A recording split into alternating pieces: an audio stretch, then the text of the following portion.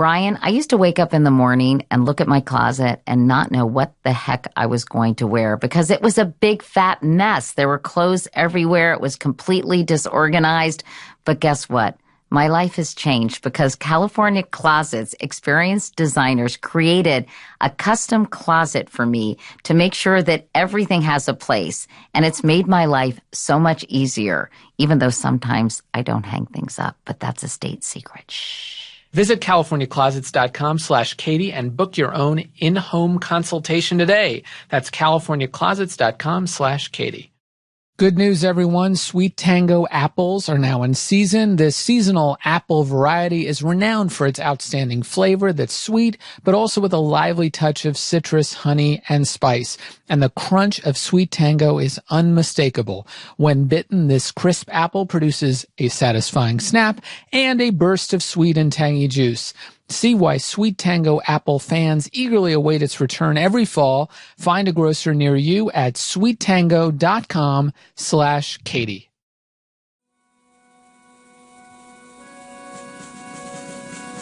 Oh, say, can you see? We knew we were in difficult circumstances and we were going to have to do something big.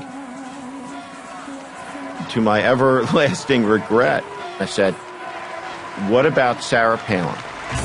We tend to prefer candidates who don't talk about us one way in Scranton and another way in San Francisco.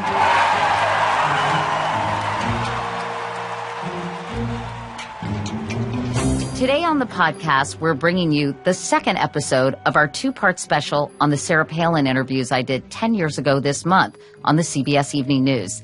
In the first episode, we heard the behind-the-scenes story of how Palin got selected. I'm 3 sheets to the wind on Vicodin, and I stare at her, and I think all I think of is, who is this? You know, she's beautiful, but who is this? And Biden ran over, and he said, "Who's Sarah Palin?" Then we got the backstage view of Palin's celebrated speech at the 2008 Republican National Convention. I was in the box with the big donors. I was in the back room with John McCain, and they were mesmerized by her. A couple minutes in, he's like, she's fucking great, right? Sarah Palin breathed new life into the McCain campaign. But then it was time to answer some real questions from the press. Why isn't it better, Governor Palin, to spend $700 billion helping middle-class families who are struggling with health care, housing, gas, and groceries? Ultimately, what the bailout does is help those who are concerned about the health care reform that is needed to help shore up our economy, helping the... It's got to be all about job creation, too, shoring up our economy and putting it back on the right track. So this interview was famous at the time and got a lot of play, but a lot of the behind-the-scenes stories we heard in part one were really fascinating and new to us. That's right. A lot of advisors said they were telling us things for the very first time. And by the way, if you haven't heard the first part of this two-part series, now is a good time to hit pause and give that episode a listen. And then come back. In this episode, we'll take a look at what came after my interviews with Sarah Palin, the struggles of the McCain campaign, Palin's decision to start, quote, going rogue, and most of all, how she changed the game and ushered in a new era in American politics. They say, I have the most loyal people. Did you ever see that? Where I could stand in the middle of Fifth Avenue and shoot somebody and I wouldn't lose any voters, okay? It's like incredible. So the McCain guys are sitting around. They've got a pollback saying they're losing, and they're freaking out. And they're seeing all this coverage about how Obama's turned off all the women. And somebody popped up through the floorboards. I don't know if it was Steve Schmidt or whoever it was. But somebody said, there's a woman in Alaska who's really great. That's Republican political consultant Mike Murphy. He was friends with John McCain and a top advisor when the Arizona senator first ran for president back in 2000. That was, of course, when McCain made his name riding the Straight Talk Express, but ultimately lost the nomination to George W. Bush. I proudly accept your nomination. I've said that I will support the nominee of the party. I look forward to enthusiastically campaigning for Governor Bush for the next 6 months. But when McCain finally won his party's nomination in 2008, Murphy watched from the sidelines. At first, she was new and interesting and pretty and not a typical grumpy old white Republican guy. But I think the first act was that new splash of excitement. And then the second act was the unraveling, the meltdown, the true Hollywood story of Sarah Palin. And it's cruel but interesting to watch somebody who is incapable melt under constant media scrutiny, and then the professional kind of Tina Fey comedy world just grinding away. We don't know if this climate change, what's it, is man-made or if it's just a natural part of the end of days. But those SNL sketches were not the only thing grinding away at Sarah Palin. The media was relentless. But the interviews she has done are raising eyebrows. The most recent with Katie Couric. An excerpt from an interview with Katie Couric. Here's the question. Is Governor Sarah Palin qualified to be president? And remember, around the same time Palin was starting to draw some serious scrutiny, the global economy was collapsing, and McCain had a big announcement to make. Tomorrow morning, I'll suspend my campaign and return to Washington. As part of that campaign suspension, McCain requested that the presidential debate scheduled for 2 days later be postponed. His opponent, Barack Obama, pushed back. It's my belief that this is exactly the time when the American people need to hear from the person who, in approximately 40 days, will be responsible for dealing with this mess. It ended up looking a bit like McCain was trying to duck the first debate, or it was some kind of publicity stunt. Yeah, either way, it wasn't a good look. McCain ended up going to the debate, but the bottom line is that in the 3-week period between the convention and that debate, he'd gone from a dead heat in the polls to 9 points down. Post-debate, Palin did another interview with you on CBS. That's right, Brian, but this time it was a joint interview with John McCain. They hoped to stem the damage from the first interview, but they couldn't quite present a united front. Over the weekend, Governor Palin, you said the U.S. should absolutely launch cross-border attacks from Afghanistan into Pakistan to, quote, stop the terrorists from coming any further in. Now, that's almost the exact position Barack Obama has taken and that you, Senator McCain, have criticized as something you do not say out loud. So, Governor Palin, are you two on the same page? We had a great discussion with President. Then in early October, bad news started to surface in Alaska. Sarah Palin found herself embroiled in Troopergate. Last July, Palin fired Alaska's Public Safety Commissioner, Walt Monaghan. He says he was fired because he refused to fire Palin's former brother-in-law, Mike Wooten, a state trooper. And then there was the so-called bridge to nowhere. On the campaign trail, Sarah Palin said, thanks, but no thanks for that bridge to nowhere up in Alaska. If our state wanted a bridge, we were going to build it ourselves. But as it turns out, she actually did support that project, which really undercut her image as this outsider who defied the wastefulness of Washington. And then, in mid-October, leaks from the McCain campaign about Governor Palin's erratic behavior, and reports that she had been spending lots of campaign funds on clothing for her and her family. Like $150,000 worth. A New York Times article from late October noted a $75,000 tab at Neiman Marcus and about $50,000 at Saks Fifth Avenue. All these embarrassments really started to add up. It was pretty clear the McCain campaign was falling out of love with Sarah Palin. So, Steve, at this point, did you entertain any thoughts of replacing her on the Republican ticket? Campaign strategist doesn't have that power, right? Unilaterally. That's Steve Schmidt, a senior McCain advisor. We heard a lot from him in part one. We had a conversation amongst a small group after Lehman Brothers went down and the global economy collapsed, that this was something that we would talk about, we would entertain, and that would only be on the basis of upward momentum in the race. Brian, we were both stunned when Steve Schmidt told us that. Yeah, Katie, I thought this was absolutely incredible. In other words, Schmidt and a small group within the McCain campaign agreed that if it looked like McCain might actually win, they would go to him to discuss dropping Sarah Palin. She was creating not just political problems, but potentially legal ones as well. You know, everywhere these candidates go, they're handed a jersey, a jacket, there's some gift that someone gives. And, for McCain and Obama, who were both senators, and the ethics laws with felony provisions on it, you have to take those items, log them in, send them back to the campaign headquarters. And if the candidate wants this stuff at the end of the campaign, they can buy it, right? But you can't accept the gift. And so in Palin's case, you had hundreds of thousands of dollars of clothes purchases that were obscenely inappropriate. You had no gifts being logged in. And each one of these things was a felony violation, right, of Alaska ethics law. And I honest to God believed that if we were somehow able to manage to win in this, she never would have made it to the oath of office because of the hundreds of felony violations of free gifts, free shit, and everything else that they grifted off of the campaign, and it would all come out. So wait a second. You had total confidence that if McCain were elected, Palin would never have become vice president? That's right. By the middle of it. Because each pair of Ferragamo shoes was a felony. That's a felony? The ethics laws of the state were crystal clear.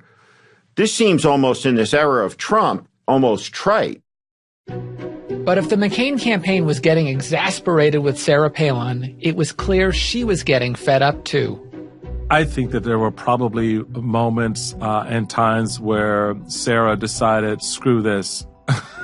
I'm just going to do this the way I feel it, which always got the more natural response from the audience. And that was really evident a lot of times when she and McCain were together. That's Michael Steele, the former chairman of the Republican National Committee. He defends Palin's style of aggressive campaigning, which was so different from John McCain's more measured approach. Listen here as McCain speaks with one of his supporters at a town hall.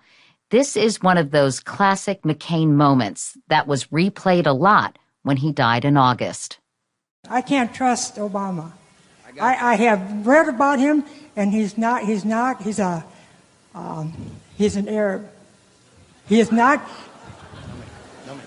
No? No, ma'am. He's a decent family man, citizen that I just happen to have disagreements with on fundamental issues, and that's what this campaign is all about. He's not. Thank you. We're scared of an Obama presidency. I have to tell you, he is a decent person and a person that you do not have to be scared as President of the United States. Now, look. The thing is, McCain actually had no problem going negative against Barack Obama, but there were certain lines he just wouldn't cross. But for Palin, there didn't seem to be any lines. She didn't hesitate to paint Obama as different from her and her supporters.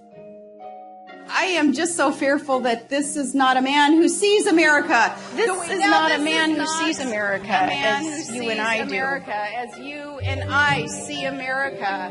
She used guilt by association. Our opponent is someone who sees America as imperfect enough to pal around with terrorists who targeted their own country. To work with a former domestic terrorist who had targeted his own country. Press bashing. This BS coming from the lamestream media. Don't get sucked into the lamestream media's lies about conservative America's standing up for freedom. And her rallies were increasingly marked by volatile outbursts. The Washington Post reporting that when Governor Palin recounted the Obama and heirs portion of her stump speech in Clearwater, one man in the audience proposing to, quote, kill him. Whether the remark was directed at Senator Obama bin Laden! They're the terrorists. Ayers! Obama, Ayers! Connection! What more do you have to say? Palin never lifted a finger to tamp down those feelings. Do you think that was a mistake? That's a good question. I don't know. That's Michael Steele again. Always in every campaign, what's the role of the vice presidential candidate? To be the attack dog. It's the attack dog. I'm the bad cop, you're the good cop, Mr. Presidential nominee. Why is it so different? Because she hit some hot buttons that people didn't want hit. So I'm not going to place that completely on Sarah's shoulders, because there was some derivative benefit to the campaign for it. It's interesting that Michael Steele, who was the first black chair of the Republican Party, says Palin got too much flack for her campaign rhetoric. I think what colors that, if I can use that word, is the fact that they were running against an African American. If Obama was some white guy from Illinois, I don't think people would have take the same umbrage and see the same level of dangerous rhetoric. But Republican audiences didn't shout treason, terrorist, kill him about Al Gore and John Kerry. No, they didn't. They shouted other things that were, just as reprehensible. Do you think Palin was using race in some sense? She wasn't using race in some sense. She was using race. This was, he's not one of us. He's different. He's one of them. That's Jessica Yellen, who covered Palin for CNN.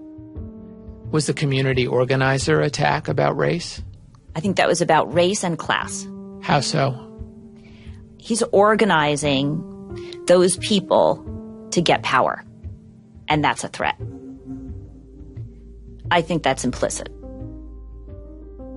Well, if Palin was using a dog whistle when it came to issues of race and class, she was using a bullhorn when it came to attacking the media. Jessica Yellen covered many Palin rallies.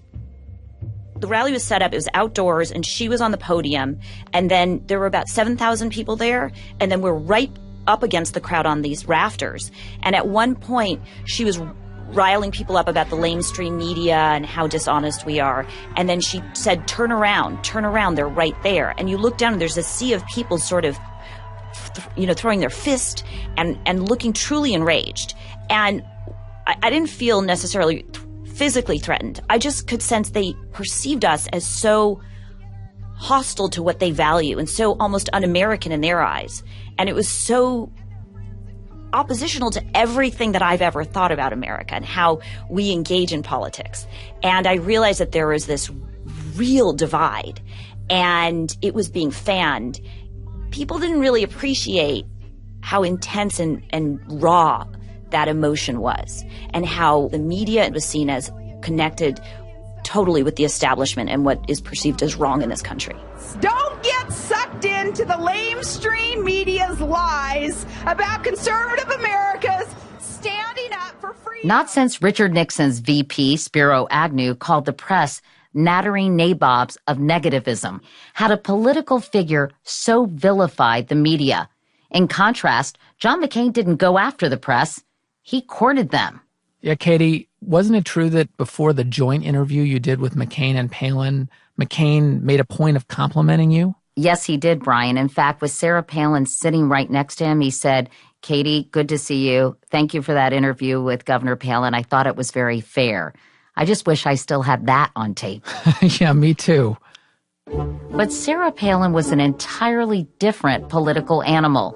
She was hitting notes that other Republicans shied away from. Here's Mike Murphy. I think it's more you can hear in McCain, when he followed his instincts, the old institution respecting music of the traditional right-of-center Republican Party. And in her music, which was all by ear to the crowds, the primary voters who would actually show up for this stuff, the music of the anti-institutionalism, the populism. So, I mean, that's some definite evidence that the primary voters were moving away from the old model that candidates like McCain, Bush family, Bob Dole, had all grabbed. So the difference between Palin and her forerunners on the Republican ticket is that those people, you think, showed more restraint in telling the base what they wanted to hear? Yeah, they managed the base. Because look at primary voters. They generally would rather have the hot sauce, in both parties, by the way. And so I think she started seeing primary voters and gave them what they wanted because, one, she would feed off the crowd, and two, it was in her interest as she started losing faith in the campaign's ability to beat President Obama. And as much as Palin excited the base and gave them plenty of hot sauce, it just wasn't enough. And CNN can now project that Barack Obama will become the president-elect of the United States. The McCain-Palin ticket got 46% of the vote. He will be the first African-American president. But Palin was just getting the base warmed up. After the break, the Republican Party is on fire. In Chicago, let's listen in for a moment. A little bit earlier this evening, I received an extraordinarily gracious call from Senator McCain. I congratulate him. I congratulate Governor Palin.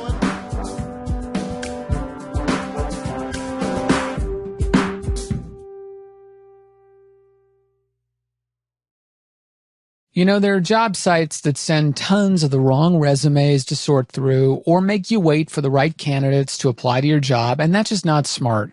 But you know what is smart? Going to ZipRecruiter.com/Couric to hire the right person. ZipRecruiter doesn't depend on candidates finding you. It finds them for you. Its powerful matching technology scans thousands of resumes, identifies people with the right skills, education, and experience for your job, and actively invites them to apply. So you get qualified candidates fast. No more sorting through the wrong resumes. No more waiting for the right candidates to apply. That's why ZipRecruiter is rated #1 by employers all over the U.S. This rating comes from hiring sites on Trustpilot with over 1,000 reviews. And right now, our listeners can try ZipRecruiter for free at this exclusive web address, ZipRecruiter.com/Couric. That's ZipRecruiter.com/Couric, ZipRecruiter.com/Couric. ZipRecruiter is the smartest way to hire. Warby Parker glasses start at just $95, including prescription lenses. Lenses include anti-glare and anti-scratch coatings. And this is really special, for every pair you buy, a pair is distributed to someone in need of glasses. Warby Parker makes buying glasses online really easy and risk-free. Their home try-on program allows you to order 5 pairs of glasses shipped directly to your door, where you can try them on in the comfort of your own home, get feedback from friends and family. You can try the frames for 5 days before sending them back using a free prepaid return shipping label with no obligation to purchase. It's 100% free. I had a great experience doing this. I ordered some pairs. A couple of them didn't suit me. Some of them really did. I got to choose which ones I wanted to keep and which ones I wanted to send back. So head to warbyparker.com/Katie to order your free home try-ons today. Choose the 5 frames you'd like to try on, mail the frames back, choose your favorite pairs to have your prescription added to, and order. Warby Parker makes your experience completely risk-free and free shipping all around. Visit warbyparker.com/Katie to begin your free home try-on experience today. And if you have an iPhone X or an iPhone 10, make sure to download Warby Parker's app, where you can use their brand new feature, Find Your Fit. Find Your Fit uses the iPhone 10's True Depth camera to map and measure key facial features. Using these measurements, Find Your Fit recommends approximately 12 Warby Parker frames that are likely the best fit for your face. The process is seamless and takes only a few seconds. It's February 2010. Barack Obama has been in office for just over a year. The left is energized, and the president is center stage. Here he is addressing the winter meeting of the Democratic National Committee. Let me be clear. I am not going to walk away from health insurance reform. I'm not going to walk away on this challenge. I'm not going to walk away on any challenge. We're moving forward. On the same day as that speech, down in Nashville, another political celebrity was taking a very different stage. I am so proud to be an American. It was the first ever Tea Party National Convention. Do you love your freedom? And Sarah Palin was the star. Now, this was all part of that hope and change and transparency. And now a year later, I got to ask those supporters of all that, how's that hopey, changey stuff working out for you? She wrote a memoir, Going Rogue, which incidentally sold 2 million copies, and joined Fox News as a political commentator. Governor, can we trust them? Well, can I trust our federal government? Is the bear Catholic? Does a pope live in the woods? No, I do not trust our federal government. Her brand of politics was gaining steam. Even John McCain had to respond. Running for re-election back in 2010, he was challenged by a Tea Party candidate. And as a result, both his rhetoric and his record took a sharp right turn. Complete the dang fence. Senator, you're one of us. I'm John McCain, and I approve this message. A border fence. That sure sounds familiar. Now, let's fast forward a year to 2011. Sarah Palin's back on Fox News. Governor Donald Trump, who's considering a run for the presidency, says that he's got investigators in Hawaii looking for President Obama's birth certificate. What do you make of that? Well, I appreciate that the Donald wants to spend his resources in getting to the bottom of something that it so interests him and many Americans. You know, more power to him. He's not Palin wasn't just defending Donald Trump on the birther argument. The two were also breaking bread, or at least sharing a pizza in New York City. Remember that, Brian? I do, and I remember that people commented on the fact that he ate his pizza with a knife and fork. I remember that as well. Who does that? Actually, I do that sometimes. Yeah, I do too. Anyway, they seem to be pretty chummy. And when Palin hosted a political talk show, she invited Donald Trump to be her guest. I have to tell you, you are a terrific person, and it's great to be with you. Thank you for taking your valuable time and sharing it with us. Thank you. It seemed like they were two peas in a political pod, the antithesis of policy wonks, flame-throwing populists, antagonists of Obama, and vehement critics of the press. Except, of course, Fox News. So it was no real surprise when 2 weeks before the Iowa caucuses in 2016, He is perfectly positioned to let you make America great again. Are you ready for that, Iowa? Our next president of the United States, Donald J. Trump. Palin's endorsement was seen as a real boon to Trump's candidacy because she still had a big following among the Republican base. That's right. And at that point, Brian, as you'll recall, very few people thought Donald Trump would ever get the nomination. But Palin seemed to be right back in her element at that press conference, particularly relishing the chance to needle the national media. Heads are spinning. Media heads are spinning. This is going to be so much fun. The surprising rise of Donald Trump made me reflect once again on those interviews I did with Sarah Palin. She might not have been able to name a single newspaper or magazine, but she did read where the electorate, or at least a significant part of it, was moving. She may have stumbled over issues, but she found firm footing on the political stage where image and personality seemed to trump policy details. And Katie, she was really early to a trend that's exploded since the financial crisis, a declining faith in institutions, disdain for experts and elites, not just here in the U.S., but around the world. I think the people in this country have had enough of experts with organisations from acronyms. The people of this country have had enough of experts. From organisations with acronyms saying that they know what is best and getting it consistently wrong. We've also seen more and more fear of the other. Europe grappling with refugees and America with undocumented immigrants.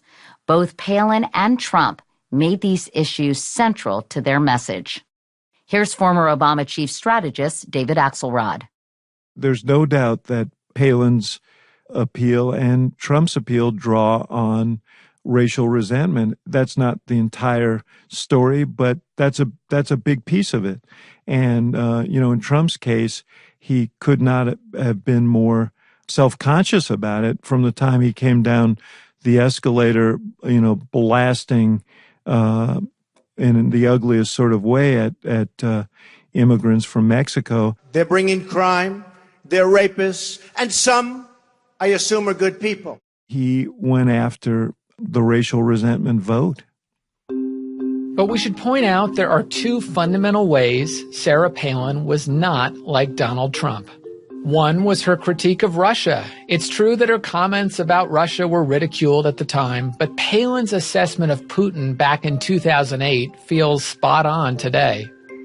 And we've got to keep an eye on Russia. For Russia to have exerted such pressure in terms of invading a smaller democratic country, unprovoked, is unacceptable, and we have to keep... You believe unprovoked? I do believe unprovoked, and we have got to keep our eyes on Russia under the leadership there. The other difference? Oh yeah, Palin is a woman, obviously, and I wonder whether Palin's gender can help us understand why she was punished for her lack of knowledge in 2008, but 8 years later, Donald Trump managed to get away with knowing very little, sometimes shockingly little. Don't believe those phony numbers when you hear 4.9 and 5% unemployment. The number's probably 28, 29, as high as 35. In fact, I even heard recently 42%.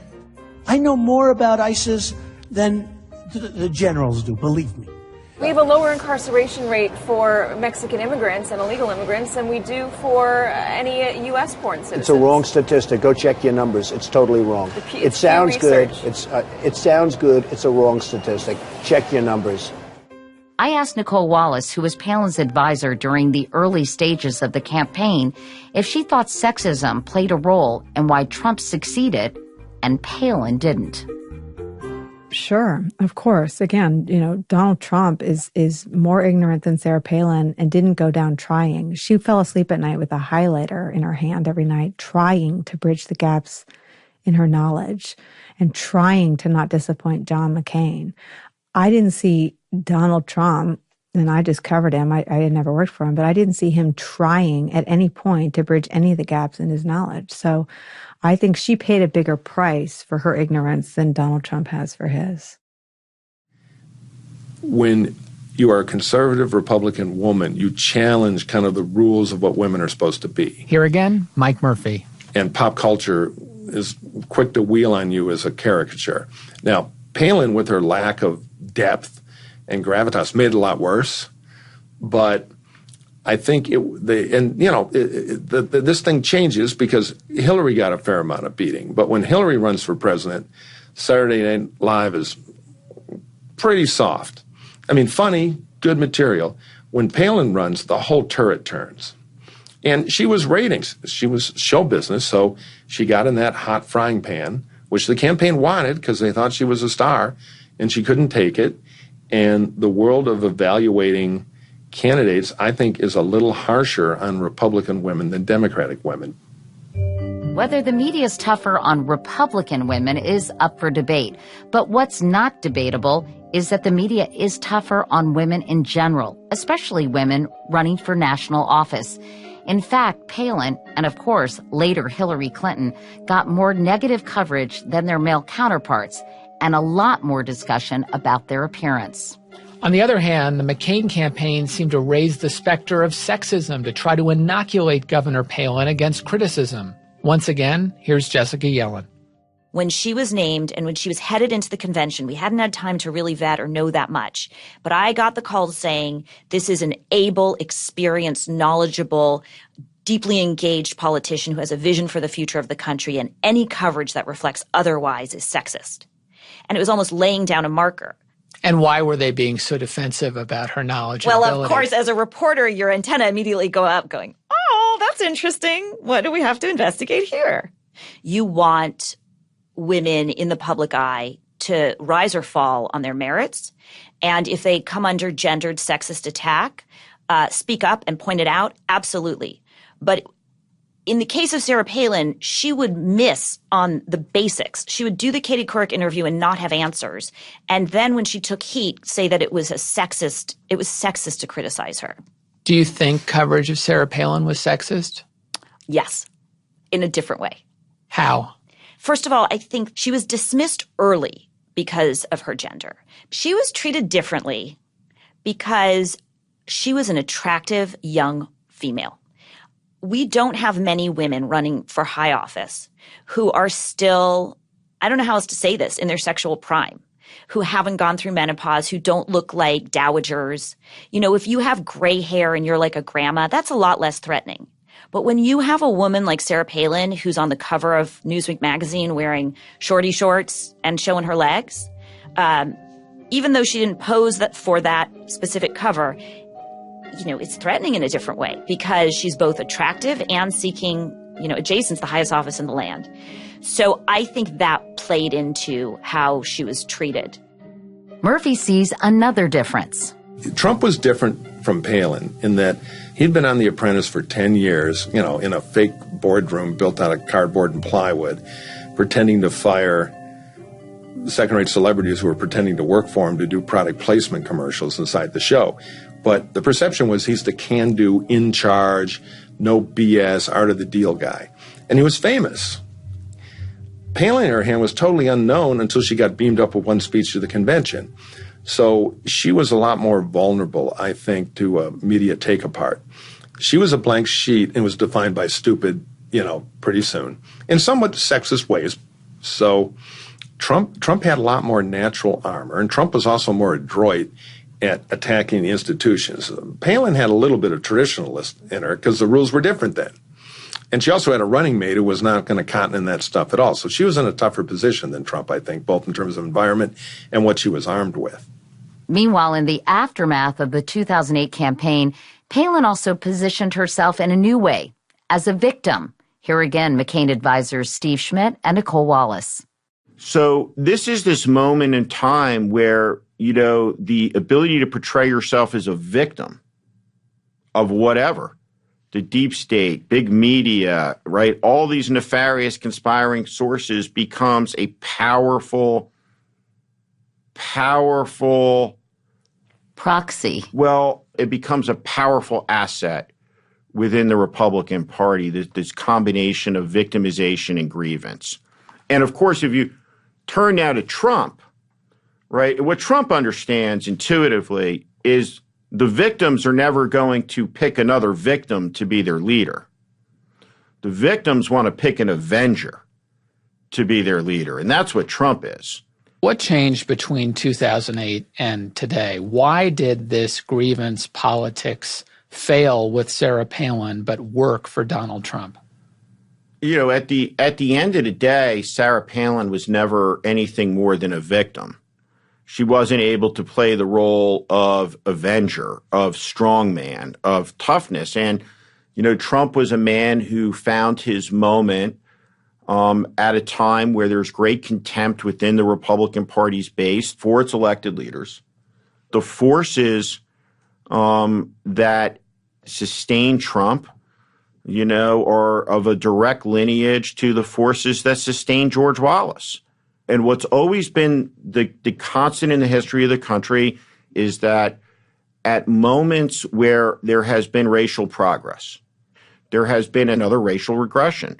The emancipation of the slaves, and then the wave of terror in the 1870s with the Ku Klux Klan, the heroism of African Americans in the First World War, having fought for liberty ashore, and you have this terrible regression in the 1920s.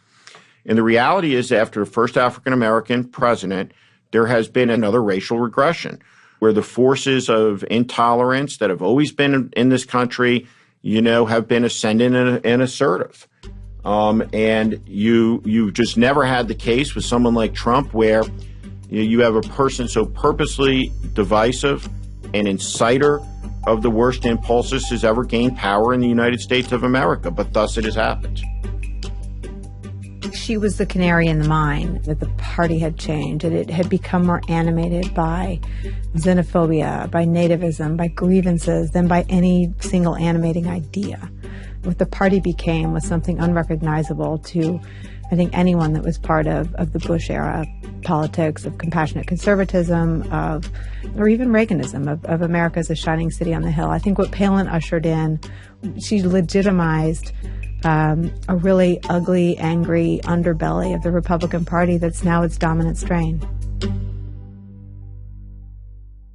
If there hadn't been a Sarah Palin, would there be a Donald Trump? I think that constituency was there waiting to be marshaled. And of course, we saw the Tea Party movement. Here again, former Obama strategist David Axelrod. To some degree, Donald Trump is a reaction to Barack Obama, just as every president is a reaction to the previous president. And Barack Obama was a jarring cultural figure to some because he was the personification of change in a changing country. And that demographic change, that cultural change was deeply, deeply concerning to the Palin-Trump base. And so I look back at those Palin rallies at the end of the 2008 campaign, and I can draw a straight line from those to the election of Donald Trump. Donald Trump picked up on the kind of themes of Palin, from the sort of mining of the obvious divisions and resentments, and he exploited them brilliantly.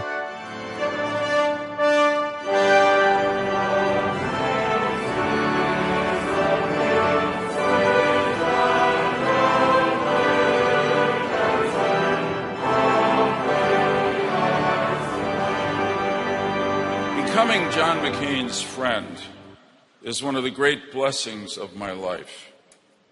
Being asked to pay tribute to him today is one of the great honors.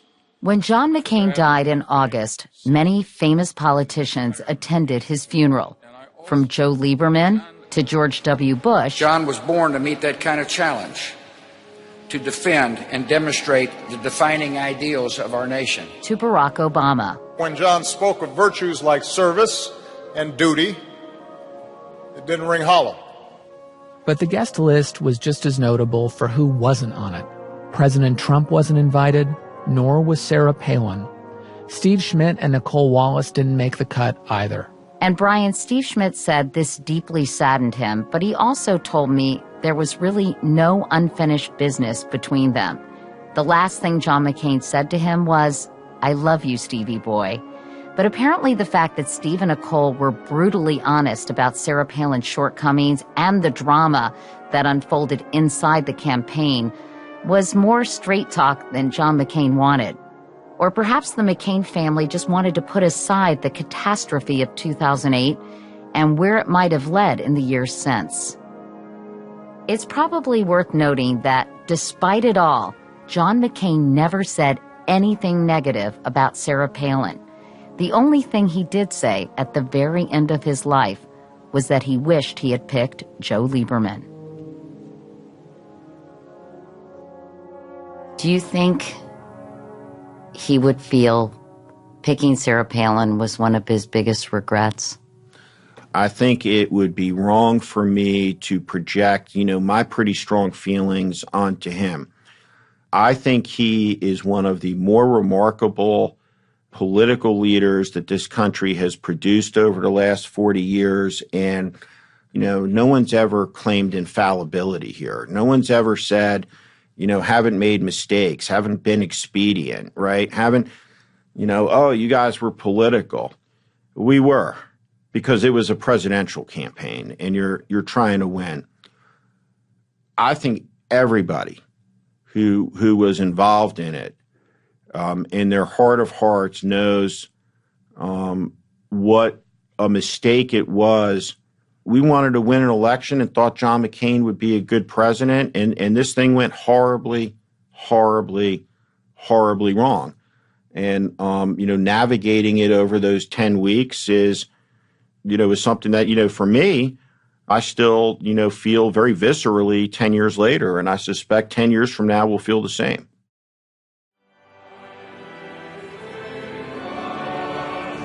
She could have been a real force if she had gone back to Wasilla, done her homework, had the intellectual curiosity to school herself on important policy issues, and then come back with a vengeance.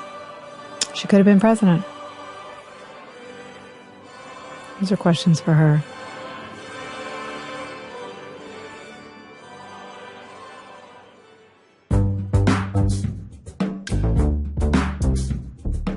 And that wraps up our two-part special looking back at the Palin interviews 10 years later. A huge thank you to our producers, Reverend John Delore and Stephen Valentino. The episodes were mixed by John Delore and Jared O'Connell. And of course, thanks to the rest of the team at Stitcher. That's Gianna Palmer, Nora Ritchie, Casey Holford, and Chris Bannon. Invisible Studios in LA helped out with recordings for this episode. Thanks to them as well. And of course, a big thank you, as always, to my assistant, Beth DeMaz, and Julia Lewis, who keeps my Instagram and Twitter accounts moving and grooving. That she does. Mark Phillips wrote our theme music. Katie Couric and I are the show's executive producers. You'll find Katie all over social media if you search Katie Couric. Especially worthwhile to check her out on Instagram. Those stories are, well, they're really something. Riveting. I tweet from @GoldsmithB. Thanks so much for listening. We'll see you, or you'll hear us, next week.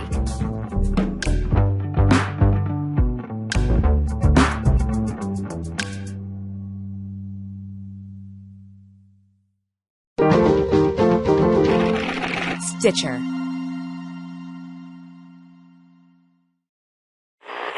We learned a lot this season on Household Name, like how Botox doesn't just treat wrinkles, it changes emotions. She's not mad anymore. I'm like, she is, you just can't see it.